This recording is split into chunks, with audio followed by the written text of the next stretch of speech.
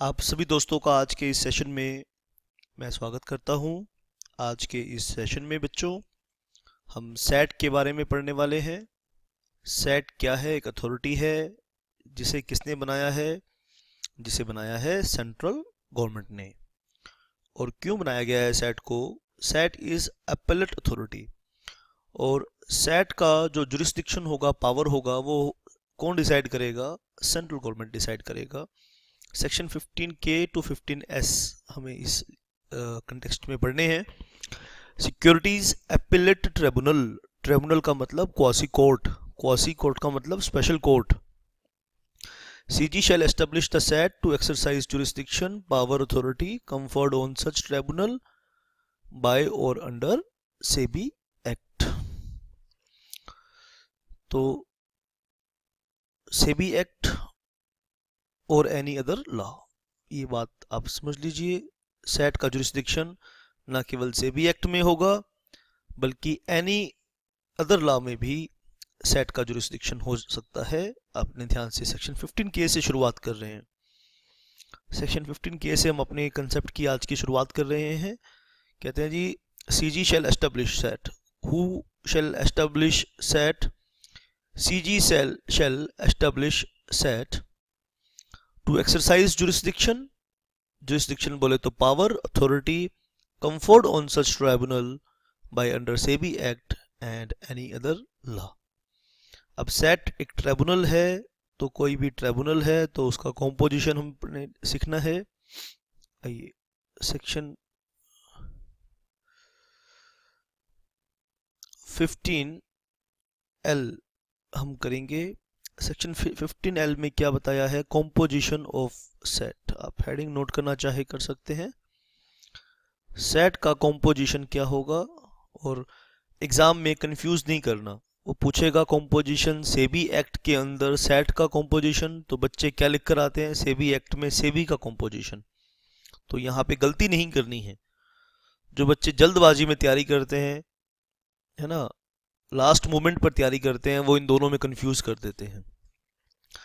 तो composition of set की बात कर रहे हैं, सेबी के कॉम्पोजिशन की बात नहीं कर रहे। सेबी का कॉम्पोजिशन अलग है, सेट का कॉम्पोजिशन अलग है। सेक्शन 3 और 4 आपने पढ़ा सेबी के कॉम्पोजिशन के बारे में, सेबी और सेबी के कॉम्पोजिशन के बारे में। और सेट का कॉम्पोजिशन 15L में बताया है। तो सेट, ये जो अथॉरिटी है सेट, शेल कंसिस्ट, कितने लोग होंगे आइए देखिए। एक इसका होगा presiding officer, of a presiding officer. आपने पूरा लिखना है प्रिजाइडिंग ऑफिसर। ऐसे बच्चे लिखते हैं, इसलिए जान के मैं लिख के बता रहा हूँ कि ऐसे नहीं लिखना बेटा। Presiding officer and 2 other officers and 2 other officers. एक इसमें प्रेसिडिंग ऑफिसर होगा और 2 और लोग होंगे। 2 अदर ऑफिसर्स, या आप कह सकते हैं members, to be appointed by, to B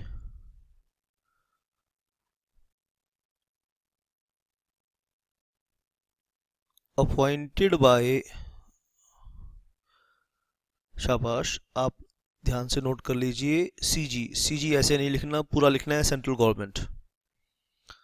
ठीक है, शाबाश, आपने ध्यान से सुननी है बात को। हमने भी सेक्शन 15L में, कॉम्पोजिशन ऑफ सेट की बात हमने करी। Set shall consist of a presiding officer and 2 other officers, members to be appointed by central government। अब यहाँ पे सवाल उठता है कि जी क्वालिफिकेशंस क्या होगी इनकी। आइए अब इन सेट की, इनकी क्वालिफिकेशंस के बारे में बात कर लें। क्वालिफिकेशंस सेक्शन 15M में दी हैं और डिसक्वालिफिकेशन भी सेक्शन 15M में दी है इनकी। तो क्वालिफिकेशंस की बात पहले करेंगे, फिर डिसक्वालिफिकेशंस की बात बाद में करेंगे। क्वालिफिकेशंस सेक्शन 15M है, ये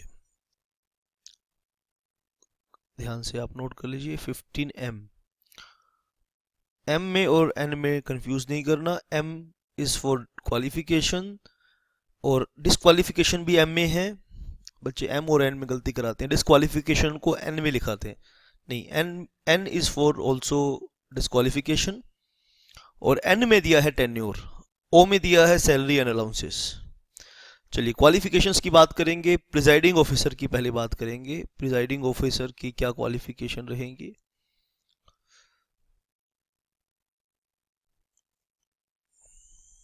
प्रिजाइडिंग ऑफिसर की क्या क्वालिफिकेशन रहेंगी?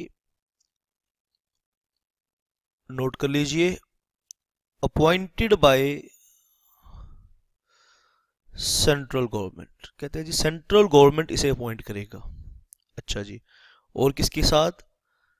इन कंसल्टेशन विद, और इसके साथ जब वो अपॉइंट करेगा तो कंसल्ट करेगा, in consultation with the chief justice, with chief justice of India. अब चीफ जस्टिस ऑफ इंडिया कौन होता है? सीजेआई। आप ध्यान से इसे नोट कर लेंगे। क्या बात कर रहे हैं? Chief justice of India,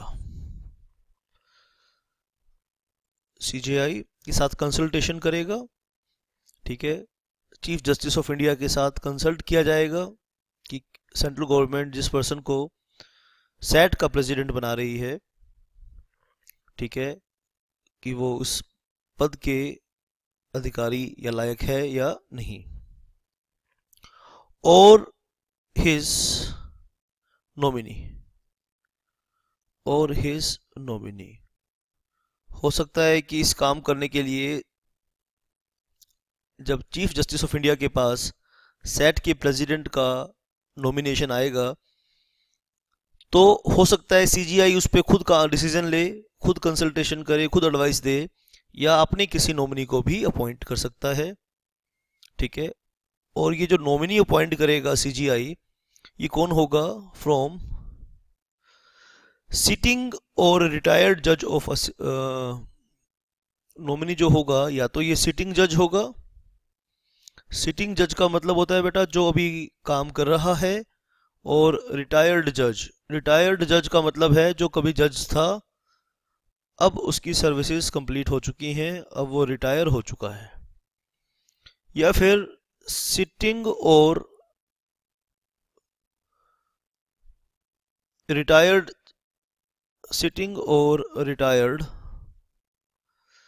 chief justice of a high court,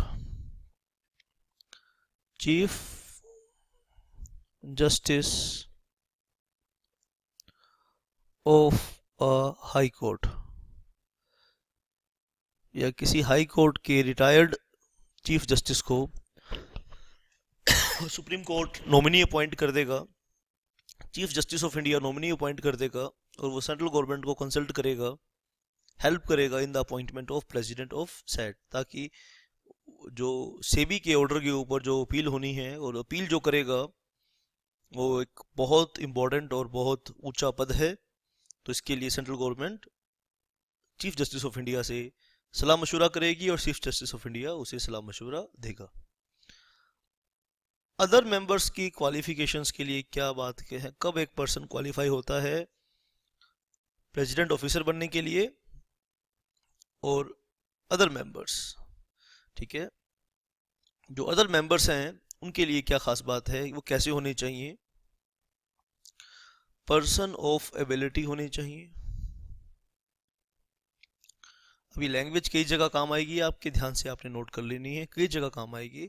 persons of knowledge, integrity, यानी अपनी बात पे खरा उतरने वाले। रिस्पॉन्सिबल पर्सन, एंड स्टैंडिंग का मतलब रिस्पॉन्सिबिलिटी के साथ वो स्टैंड लेते हैं, कोई बात बोलते वक्त, कोई काम करते वक्त अपनी बात से पीछे नहीं हटते हैं।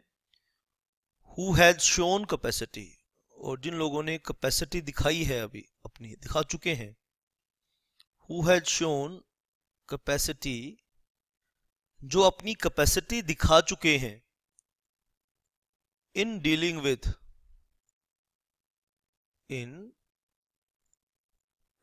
With problems related to securities market, जो अपनी कैपेसिटी दिखा चुके हैं प्रॉब्लम्स को सॉल्व करने में रिलेटेड टू सिक्योरिटीज मार्केट, और भगवान भला करे आपका, सिक्योरिटीज मार्केट की समस्याओं को सुलझा चुके हैं। पर्सन्स ऑफ एबिलिटी हैं, समर्थ्यवान हैं, ईमानदार हैं और स्टैंडिंग मतलब डिलीवर कर सकते हैं। और क्या दिखा चुके हैं? अपनी कैपेसिटी को दिखा चुके हैं। कहां पर दिखा चुके हैं? Dealing with problems related to securities market.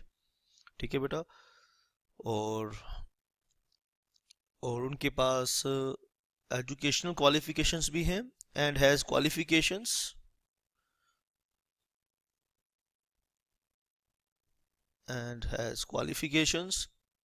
And experience. Qualifications भी है उनके पास और एक्सपीरियंस भी है। एक्सपीरियंस भी उनके पास है ऑफ कॉर्पोरेट लॉज में उनका एक्सपीरियंस है। सिक्योरिटी लॉ, फाइनेंस, इकोनॉमिक्स और अकाउंटेंसी में उनके पास क्वालिफिकेशंस एटसेट्रा भी हैं। तो हमने क्वालिफिकेशंस देखी सेक्शन 15M में कि प्रेसिडेंट ऑफ इंडिया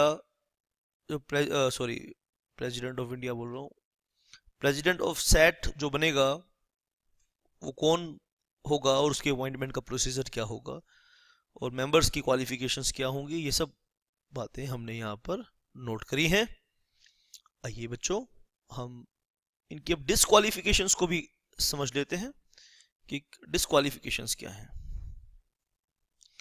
तो या हेडिंग आप नोट करिए, डिस्क्वालिफिकेशंस।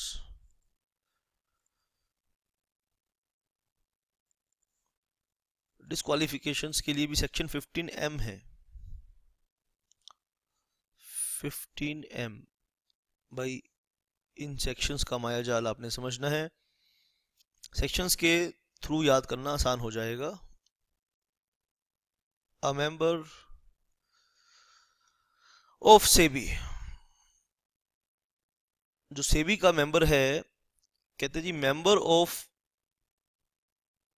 सेबी और any person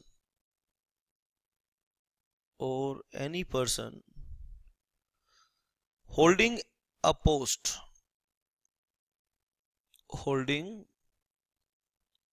a post of senior management,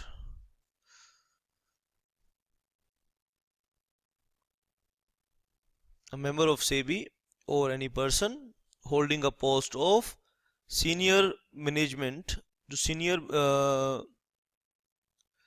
ठीक है, और इक्विवेलेंट आप कह सकते हैं सीनियर मैनेजमेंट लेवल। ठीक है, सीनियर मैनेजमेंट को अब कैसे डिफाइन करना है, आइए इस चीज को नोट करते हैं। Senior management level equivalent to executive director.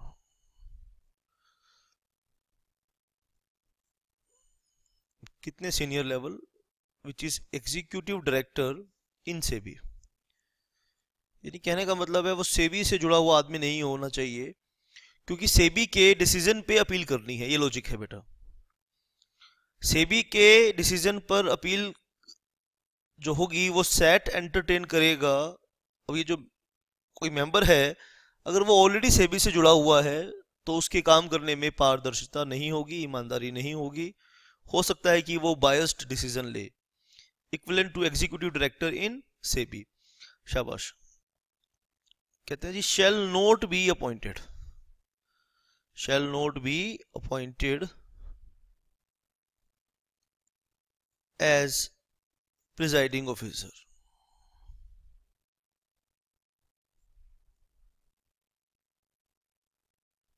Presiding officer और member of SAT Security Appellate Tribunal। During his service, कहते हैं जी उसकी सर्विस के दौरान भी ऐसा नहीं हो सकता, ड्यूरिंग हिज सर्विस और tenure as such, tenure as such with SEBI or within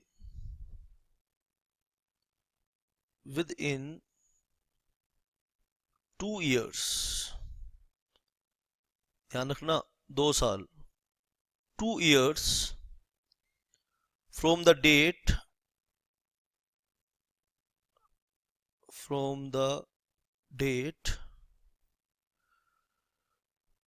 on which he ceases to hold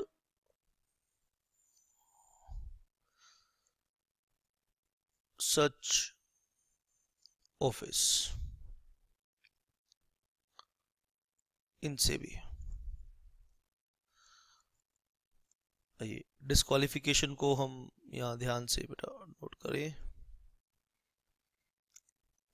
A member of SEBI or any person holding a post of senior management level equivalent to executive director in SEBI shall not be appointed as presiding officer or member of SAT during his service or ठीक है or tenure as such during his service or tenure as such with SEBI or within 2 years from the date on which he ceases to hold such office in SEBI। यानी सेबी में office hold करने उसकी tenure खत्म हो चुकी है, तो जब तक 2 साल नहीं बीत जाते उसके टेन्योर खत्म होने के बाद, जब तक 2 साल नहीं बीत जाते तब तक वो सेबी का सेट का प्रिजाइडिंग ऑफिसर या उसका मेंबर अपॉइंट नहीं हो सकता। तो ये हमने देखा क्या बेटा, डिस्क्वालिफिकेशन। ये आगे चलेंगे, इसके टेन्योर की बात करेंगे। डिस्क्वालिफिकेशन की बात हम ऑलरेडी कर चुके हैं। ये टेन्योर मतलब ड्यूरेशन ऑफ ऑफिस। टेन्योर का मतलब क्या होता है, सेक्शन 15N करना है, 15N। टेन्योर मतलब duration of office. The presiding officer या आप कह सकते हैं member of SAT shall hold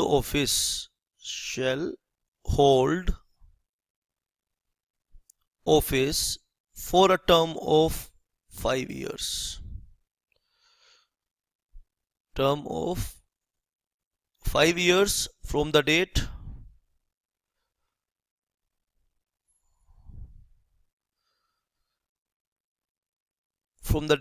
on which he enters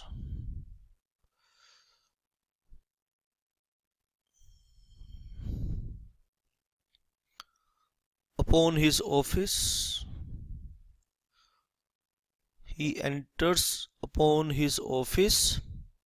बहुत ध्यान से यहाँ पे स्टूडेंट्स मिस्टेक करते हैं, आपने मिस्टेक नहीं करनी। he enters upon his office, तो यहाँ पे एज लिमिट भी है, यानी 5 साल तो है ही, ठीक है, लेकिन यहाँ पे एज भी हम नोट करेंगे। And shall be eligible for reappointment, shall be eligible for reappointment, however, note कर लीजिए, however the upper limit the upper age limit for holding office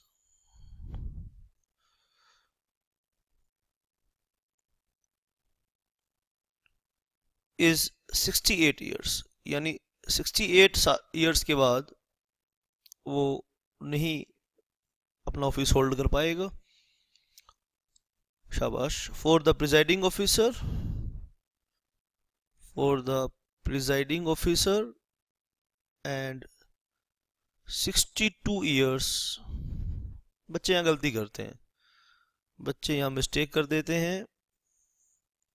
for other members, अब आपने मिस्टेक नहीं करनी है, ध्यान से आप नोट कर लीजिए। टेन्योर की बात करी हमने, क्वालिफिकेशन की बात करी सेट के मेंबर्स की, डिस्क्वालिफिकेशन की बात करी, इनके टेन्योर की बात करते हैं। Presiding officer member of SAT shall hold office for a term of 5 years from the date on which he enters upon his office and shall be eligible for reappointment. However, the upper age limit for holding office is 68 years. जो upper limit है वो 68 years है for the presiding officer and 62 years for other members. बाकी के जो members हैं उनके लिए age limit 62 years की है। 15N की बात हमने करी।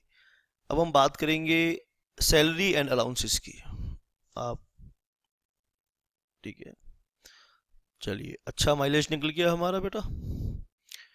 कई सारे सेक्शन 15 हमने L कर दिया बेटा, M कर दिया, और 15N भी हमने 3 सेक्शन कर लिए। आइए हम बात करेंगे सैलरी, इनको क्या सैलरी मिलेगी, क्या अलाउंसेस मिलेंगे। आइए इसकी बात भी नोट कर लेते हैं। 15N और 15O की बात हम यहां पर करने वाले हैं। शाबाश।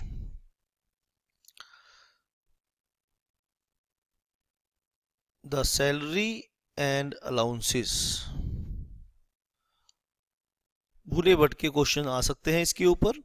मैं ये तो नहीं कहूंगा कि बहुत इंपॉर्टेंट सेक्शंस हैं, लेकिन जब हम सिलेबस कंप्लीट करने की बात करते हैं तो क्यों छोड़ा जाए इसे, ये बात को मैं सोचता हूँ क्यों छोड़े हम इसे। तो जब करने में कुछ है नहीं, टेक्निकल ऐसा है नहीं, तो छोड़ना भी नहीं चाहिए। The salary and allowances payable to and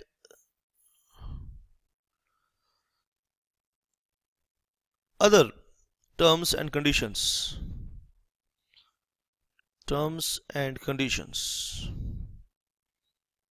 भाई चाहे हम सैलरी की बात करें या दूसरे प्रिक्विजिट्स या टर्म्स एंड कंडीशंस की बात करें, conditions of service,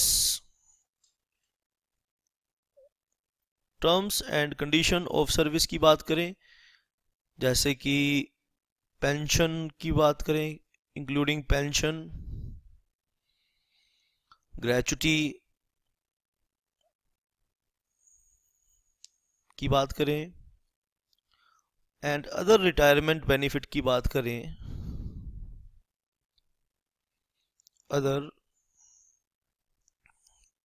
retirement benefits की बात करें ऑफ द प्रिजाइडिंग ऑफिसर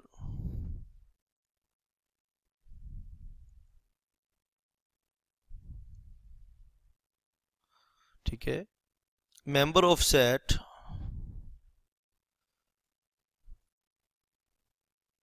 तो सुन लीजिए ध्यान से, shall be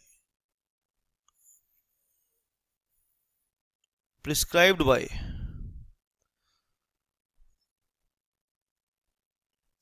central government, by the central government,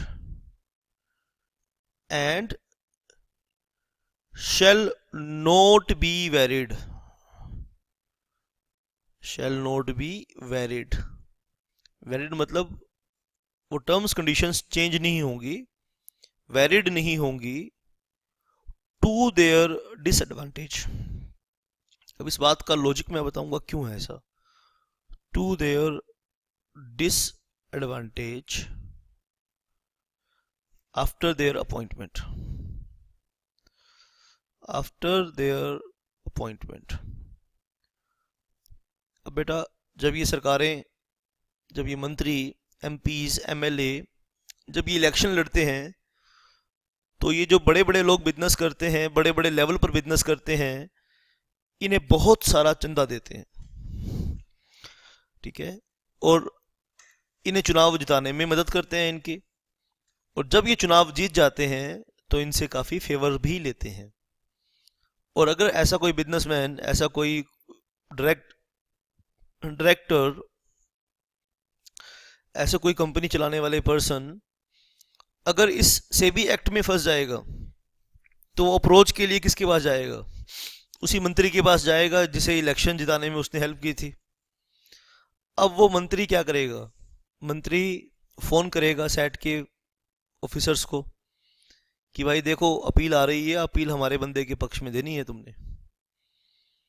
अब उसे किसी बात का खतरा ना हो, भाई तेरी सैलरी काट लेंगे, तेरी प्रिजाइडिंग ऑफिसर तेरी प्रक्विजिट्स में कमी कर देंगे या तेरे रिटायरमेंट बेनिफिट में कमी कर देंगे, तो वो प्रोटेक्टेड रहनी चाहिए, यानी वैलिड, यानी एक बारी उनको जो आपने प्रक्विजिट्स दे दिए, एक बारी जो उन्हें आपने अलाउंसेस दे दिए, जो टर्म्स एंड कंडीशंस एक्सेप्ट कर ली, बाद में उन्हें बढ़ाकर तो दे सकते हो लेकिन कमतर नहीं कर सकते, कम नहीं कर सकते। लास्ट लाइन पढ़ो, and shall not be varied to their disadvantage after their appointment, ताकि वे बेरोक टोक धड़ल्ले से ठोक बजा के अपना काम कर सकें, अपने डिसीजंस ले सकें और ये नेता लोग उनके डिसीजंस को इन्फ्लुएंस ना कर पाएं, ठीक है, उनके साथ छेड़छाड़ ना कर पाएं। तो इसीलिए उनके जो अपॉइंटमेंट हैं, उनकी एक बार ये अपॉइंटमेंट हो गई तो वो चेंज नहीं हो सकते, वो वैलिड नहीं हो सकते टू देयर डिसएडवांटेज। ये हम बात कर रहे थे सैलरी एंड अलाउंसेस की, ठीक है। भाई कौन डिसाइड करेगा? Salary and allowances payable to other terms and conditions of the service including pension, gratuity and other retirement benefits of the presiding officer member of SAT shall be prescribed by the CG. CG prescribed करेगा जी। And shall not be valid to their disadvantage. ये हमने देखा section 15O, section salary and allowances को देखा, section 15O को देखा। आइए आगे हम अपनी बात पे रुकेंगे नहीं, वैकेंसी की बात करेंगे अब हम।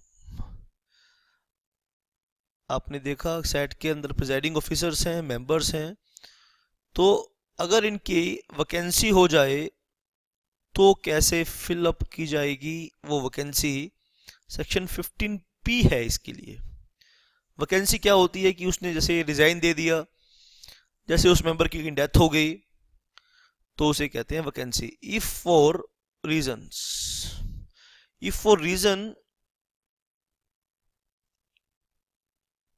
other than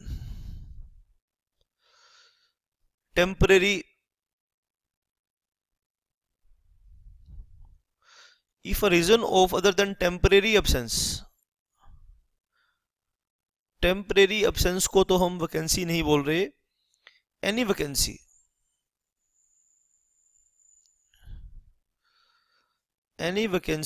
occurs, अगर कोई वैकेंसी होती है in the office of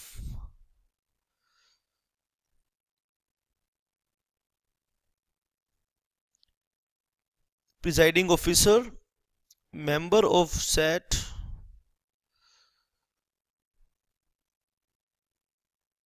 then the central government CG shall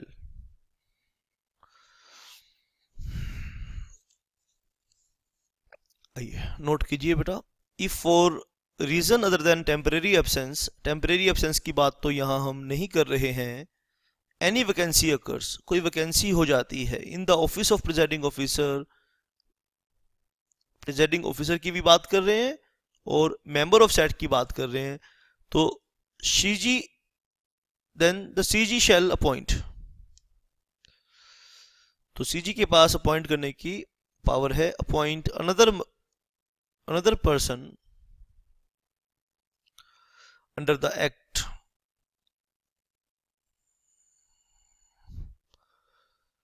to fill the vacancy, to fill the vacancy, and the proceeding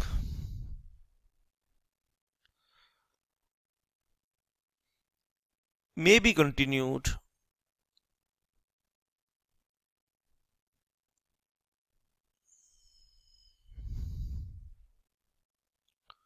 before the set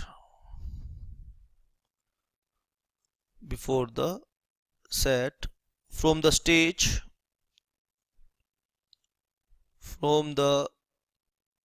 stage at which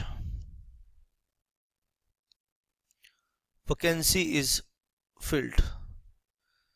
मान लीजिए कोई कार्रवाई चला रखी थी सेट ने, अपील को एंटरटेन कर रहा था और बीच में मेंबर की या प्रेसिडेंट ऑफिसर की डेथ हो जाती है, तो उस वैकेंसी को सीजी फिल करेगा। और प्रोसीडिंग पर क्या इफेक्ट पड़ेगा? प्रोसीडिंग उसी स्टेज से कंटिन्यू की जाएगी, ठीक है बेटा। और जहां पे वैकेंसी हुई थी, ठीक है, उसी स्टेज से वैकेंसी फिल कर ली जाएगी, विच वैकेंसी इज फिल्ड। शाबाश बेटा। 15P आपने यहाँ देखा, सेक्शन 15P, यानी वैकेंसी हो जाने से सेट की प्रोसीडिंग पर इफेक्ट नहीं पड़ेगा। नया ऑफिसर अपॉइंट कर दिया जाएगा, नया मेंबर या नया प्रेजाइडिंग ऑफिसर अपॉइंट कर दिया जाएगा, और प्रोसीडिंग वहीं से चलेगी जहां से चल रही थी। अब हम बात करेंगे रेजिग्नेशन की, कोई भी बात नहीं छोड़ेंगे। रेजिग्नेशन की बात करेंगे तो सेक्शन 15Q की बात करेंगे। आइए नोट कीजिए 15Q, और फिर रेजिग्नेशन के बाद हम बात करेंगे रिमूवल की, ठीक है। 15Q की बात पहले हम करेंगे, रेजिग्नेशन की बात करेंगे। The presiding officer of set member, ठीक है, सेट की मेंबर की बात कर रहे हैं, शाबाश। में बाय नोटिस इन राइटिंग, लिखित में नोटिस देकर, रिटन में नोटिस देकर, ठीक है, under the presiding officer member of SET may by notice in writing under his hand, अपने हाथ से एड्रेस करके, addressed to the CG, to the central government, resign his office, ठीक है। और अपने ऑफिस से रिजाइन कर सकते हैं जी, रिटर्न नोटिस देकर, ठीक है। और नोटिस किसको भेजेंगे? अपना रेजिग्नेशन किसको भेजेंगे? सीजी को भेजेंगे, ठीक है। हाउएवर, लेकिन एक बात नोट कर लेना यहाँ पे, हाउएवर he shall continue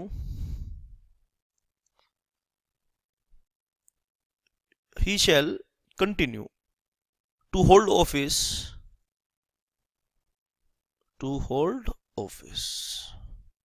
तो जब तक रेजिग्नेशन एक्सेप्ट नहीं हो जाता तो ऑफिस वो होल्ड करेगा। कब तक वो ऑफिस होल्ड करेगा? until the expiry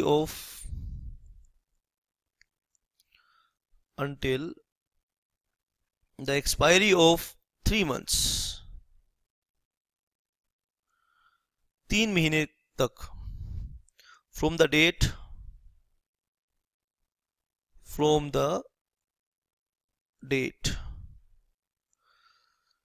3 months from the date of receipt of such notice,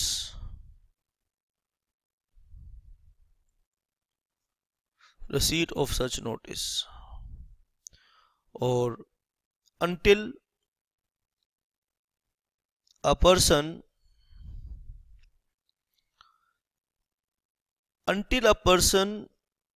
duly appointed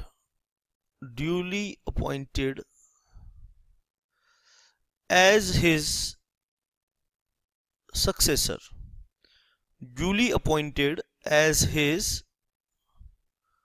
successor enters upon his office। ठीक है भाई, ए पॉइंट नोट किया आपने, ए और बी के बीच में और है, जब तक 3 महीने नहीं हो जाते या उसका सक्सेसर पॉइंट नहीं हो जाता और वो अपने ऑफिस में नहीं आ जाता। और एक पॉइंट और है, अनटिल द एक्सपायरी, एक चीज और है यहां पर, आप नोट कर लीजिए उसे भी, until the expiry of his term, until the expiry of his term. 3 limit लिखी आपने, until the expiry of his term।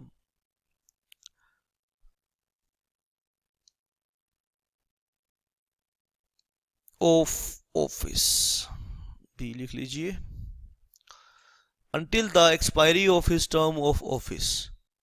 अब ये तीनों लिमिट में क्या है जी, यहां भी और है बीच में, और whichever is earlier, whichever is earlier, उसके नोटिस देने के बाद इन तीनों में से जो डेट पहले आ जाएगी तो उसका रेजिग्नेशन इफेक्टिव हो जाएगा, रेजिग्नेशन इफेक्ट में आ जाएगा। फर्स्ट लिमिट क्या है, 3 मंथ्स। दूसरी लिमिट क्या है, सक्सेसर की अपॉइंटमेंट हो चुकी है, उसका सक्सेसर अपॉइंटमेंट हो चुका है। तीसरा क्या है, ऐसा उसकी एक्सपायरी ऑफ हिज टर्म, यानी उसकी एक्सपायरी, अदरवाइज उसका टेन्योर पूरा हो चुका है, अदरवाइज उसका टेन्योर पूरा हो चुका है। तो इन तीनों में से जो भी लिमिट पहले आएगी तो उसका रेजिग्नेशन इफेक्टिव मान लिया जाएगा, रेजिग्नेशन इफेक्टिव मान लिया जाएगा। तो 15Q आपने देखा, शाबाश। अब हम बात करेंगे रिमूवल की।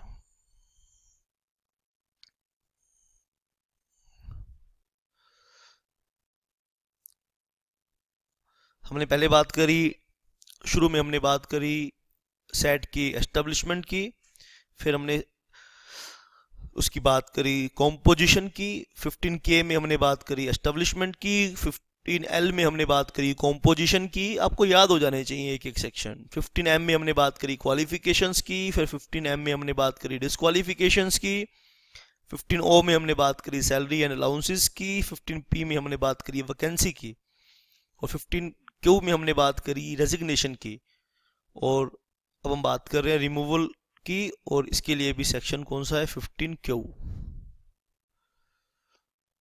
सेक्शन 15Q, रिमूवल की बात हम कर रहे हैं।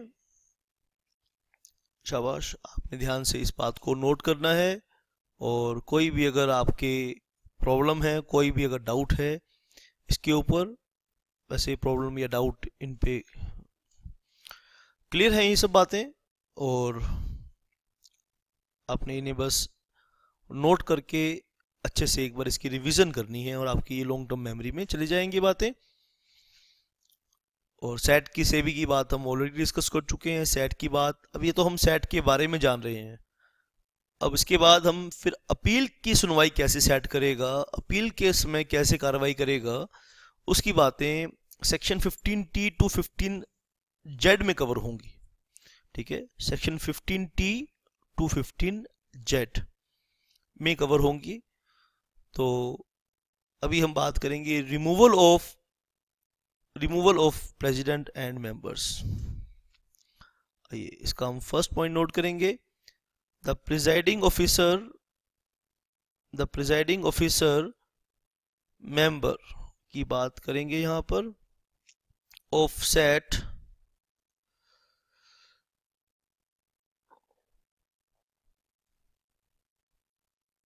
मे बी रिमूव्ड, ये रिमूव भी हो सकते हैं from office may be removed from office by an order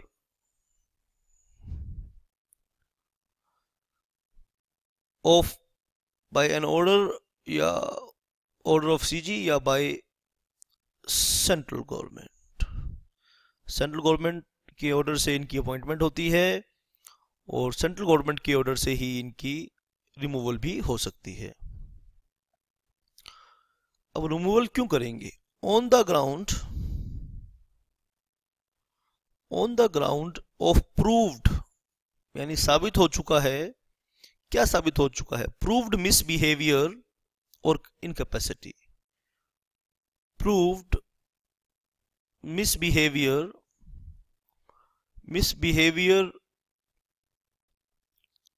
prove हो चुका है या इनकैपेसिटी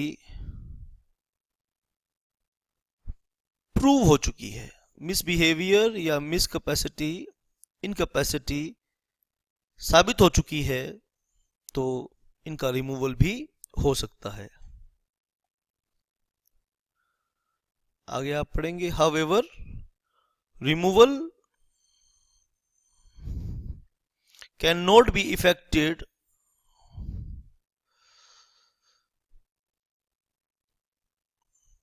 रिमूवल कब तक इफेक्टेड नहीं होगा? Without an inquiry, without an inquiry.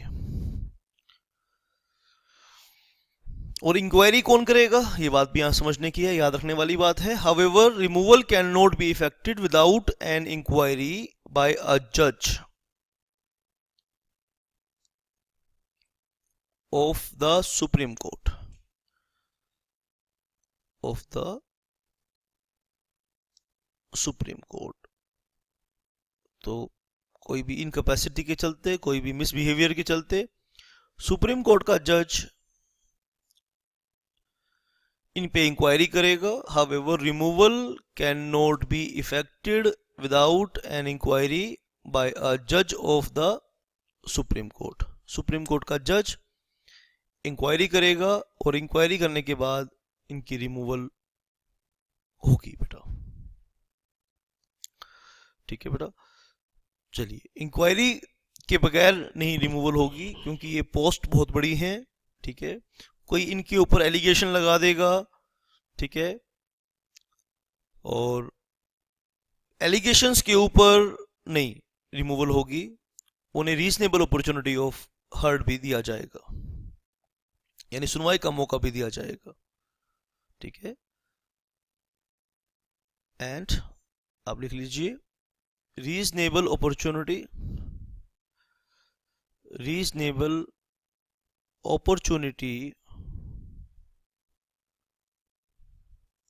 of being heard, opportunity of being heard के बिना, सुनवाई के बिना नहीं कोई डिसीजन लिया जाएगा। Opportunity of being heard in respect of the allegations and reasonable opportunity of being heard in respect of allegations बोल लीजिए या charges बोल लीजिए, ठीक है, must be given।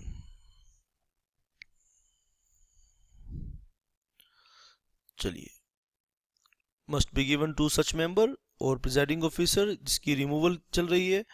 तो पहले हमने क्या सीखा? सेंट्रल गवर्नमेंट के ऑर्डर से रिमूवल हो सकती है। फिर हमने क्या सीखा कि इंक्वायरी के बाद रिमूवल होगी। नेक्स्ट लिखिए सीजी में बाय रूल्स, में by rules regulate. CG rule बना के रेगुलेट कर सकती है, रेगुलेट द प्रोसीजर। इसके लिए सेट रूल्स बना सकती है फॉर द इन्वेस्टिगेशन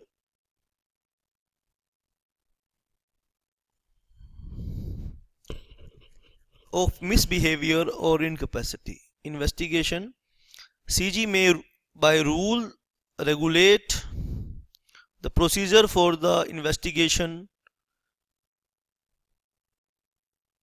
ठीक है, investigation of misbehavior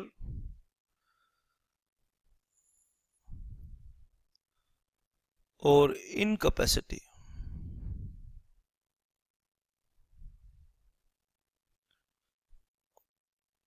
Incapacity of misbehavior or incapacity of the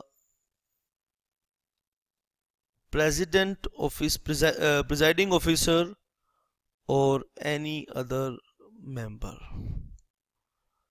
or any other member. तो ये था सेक्शन 15Q रिगार्डिंग रिमूवल। आइए एक बार रिवाइज कर लेते हैं सेक्शन 15Q को, और दो छोटे छोटे सब सेक्शन और इसमें मैं कवर करूंगा। दो छोटे छोटे सेक्शंस हैं ताकि हमारा ये फिर अपील का प्रोसीजर हम ताकि अगले सेशन में कर सकें अच्छे से। और बस ये बस लास्ट हम जा रहे हैं बेटा, सेबी सेट की अपील होने के बाद जो मोस्ट इम्पोर्टेंट कंसेप्ट्स हैं सेबी के वो हमारे सारे पूरे हो जाएंगे और कुछ बचेगा नहीं। फिर इसके बाद हम ICDR या SCRA कोई भी चैप्टर शुरू करेंगे। The presiding officer member of set may be removed from office by an order of CG on the ground of proved misbehavior or incapacity. Proved misbehavior या incapacity से ये remove हो सकते हैं। However, removal cannot be effected without an inquiry by a judge of the Supreme Court, and reasonable opportunity of being heard in respect of charges must be given. और reasonable opportunity दी जानी चाहिए। CG may by rules regulate the procedure of the investigation of misbehavior or incapacity of the presiding officer or any other member.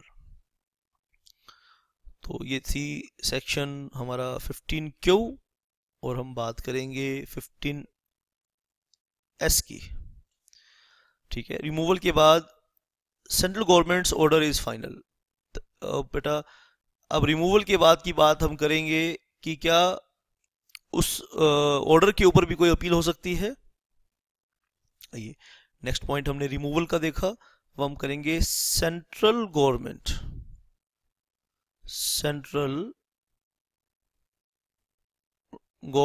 जिसको मैं CG बोलता रहता हूं। Central governments order is final, यानी central government की order के ऊपर appeal नहीं हो पाएगी। सेक्शन 15, ये R है, R ध्यान से नोट करना बेटा, 15R। No order of central government appointing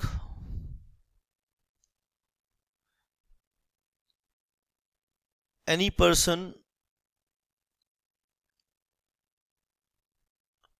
as the presiding officer or member of SET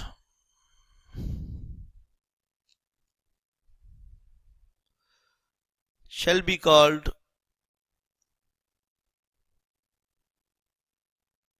in question.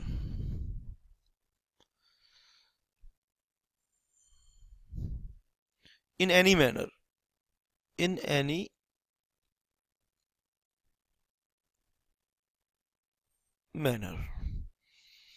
Central government के जो डिसीजन होंगे अपॉइंटमेंट के, रिमूवल के, उसको कोई चैलेंज नहीं कर पाएगा, किसी भी तरीके से चैलेंज नहीं कर पाएगा। Any manner and no act और proceeding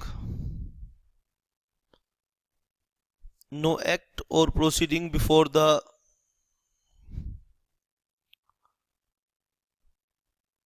SET shall be called in question in any manner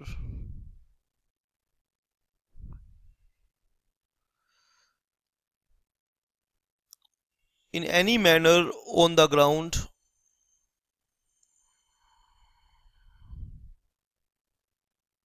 merely of any defect in the constitution of set, in the constitution of, ये सेक्शन बहुत इंपॉर्टेंट है concept को समझने के लिए। Constitution of SAT, central government के पहले बोलता है कि अपॉइंटमेंट वगैरह से related no order of CG appointing any person as the presiding officer or member of SAT shall be called in question. पहले बात तो उस सीजी की कोई डिसीजन को कोई क्वेश्चन नहीं कर सकता एनी मैनर, किसी भी तरीके से, and no act or presiding officer before the set shall be called in question. ठीक है, कहते हैं जी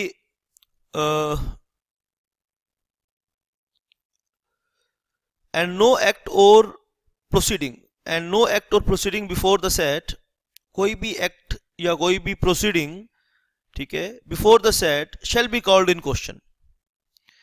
अगर कोई सेट का मेंबर रिमूव हो गया है या डिस्क्वालीफाई हो गया है या उसने रिजाइन कर दिया है और इस दौरान जो सेट की प्रोसीडिंग थी वो भी प्रोटेक्टेड है, उस पर भी कोई क्वेश्चन रेज नहीं कर पाएगा। इस दौरान सेट की जो प्रोसीडिंग थी वो भी प्रोटेक्टेड है और उस पर कोई क्वेश्चन रेज नहीं कर पाएगा। सेक्शन 15R क्या कहता है? No order of CG appointing any person as the presiding officer or member of SAT shall be called in question in any manner, and no act or presiding no act और proceeding and no act और proceeding no act or proceeding before the set shall be called in question in any manner on the ground merely of any defect in the constitution of the set। अगर ये साबित भी हो जाता है कि set का जो कॉम्पोजिशन था, जो कॉन्स्टिट्यूशन था, वो गलत था, उसमें एक पर्सन गलत अपॉइंटेड था, ठीक है, लेकिन उस दौरान जो सेट की एक्ट्स थे, जो सेट की प्रोसीडिंग्स थी, वो वैलिड रहेंगी, उन पे कोई माइकालाल क्वेश्चन रेज नहीं कर पाएगा। चलिए, इसके अलावा लास्ट एक और छोटा सा पॉइंट बचा है इसमें, जब हम करने में आए हैं तो उसे भी कर लेते हैं। आइए, last section of this series, staff of set, section 15S है ये, 15S। इसके बाद अपील का प्रोसीजर शुरू हो जाएगा, वो ज़्यादा इंपॉर्टेंट है, लेकिन बीच में ये कुछ सेक्शंस थे बेटा, सीरीज सेक्शंस थे। जो बच्चे कम मेहनत करना चाहते हैं, आलसी हैं, वो चाहे तो इन्हें उनका डिसीजन है ये, मैंने तो बेटा करवाया है। देखो, आप अगर इन्हें 15K से ये 15S तक जो ये सेक्शन है ना, आप देखिए इन्हें, अगर आपको कोई चीज़ छोड़नी है तो आप इन्हें देख सकते हैं, लेकिन मैं नहीं कहूँगा कि आप इसे छोड़ के जाएं। लेकिन लास्ट मोमेंट पर अगर आप ये क्लास देख रहे हैं मेरी, और लास्ट मोमेंट पर आपको लगता है कि ये सेक्शंस मुझे कुछ छोड़ना है, तो सेबी एक्ट में अगर आपके पास लास्ट मोमेंट है और पढ़ना है, सेबी एक्ट की इंपॉर्टेंट प्रोविजन करने हैं, 15L और 15S। अब आप सोचोगे सर ये बात लास्ट में क्यों बता रहे हो? लास्ट में इसलिए बता रहा हूँ क्योंकि इन सब सेक्शंस को अगर मैं शुरू में कह देता तो आप फिर करते ही नहीं।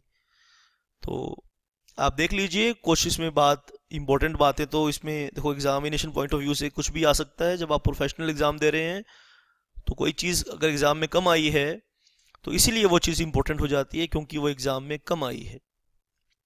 15S की बात करेंगे, स्टाफ की बात करेंगे। The CG shall provide,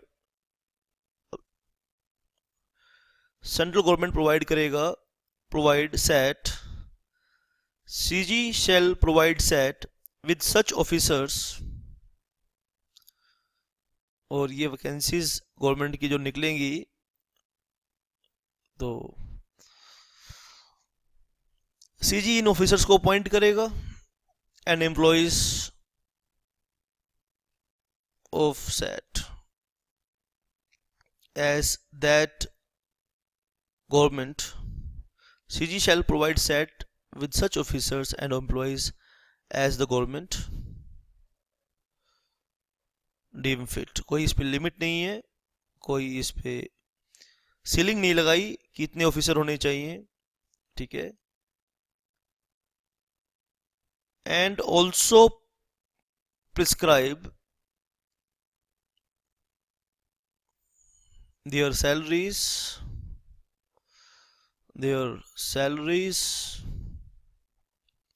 also prescribe their salaries, allowances, and other terms and conditions.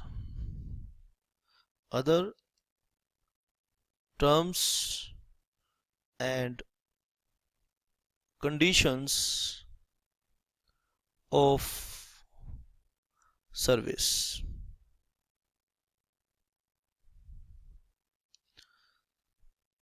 The officers of SAT shall discharge their service. The officers of SAT shall discharge their service functions. Service आप कह सकते हैं या functions कह सकते हैं under the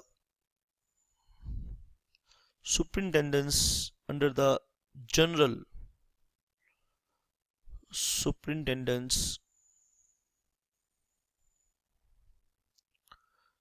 superintendence of the presiding officer. General superintendence of presiding officer की बात करेंगे. सेक्शन 15S की बात हमने करी. स्टाफ ऑफ सेट की बात करी. CG shell provide set with such officers and employees as government deem fit, कोई लिमिट नहीं है. And also prescribe their salaries, allowances and other terms and conditions of service. The officers of SAT shall discharge their service functions under the general superintendence of presiding officer. अब बच्चों ये section 15K to 15S जो class की शुरुआत में मैंने आपके साथ डिस्कस किए हैं और आपने इन्हें ध्यान से नोट करना है, ठीक है, और ध्यान से इन्हें समझना है.